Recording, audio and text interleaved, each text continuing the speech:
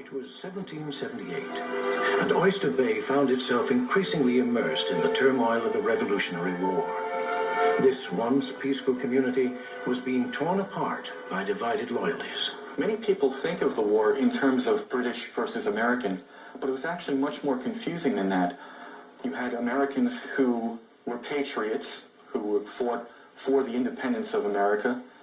However, you had Americans who were staunchly loyal to King George III in Parliament, who were called loyalists.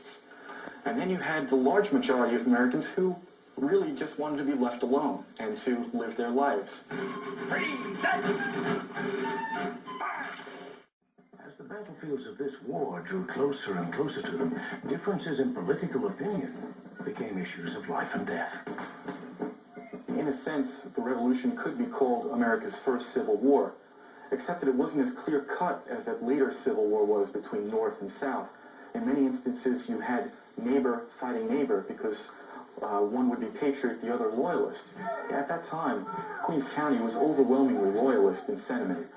So when Oyster Bay was, quote-unquote, occupied by these loyalist troops, it was not necessarily considered to be an invading army.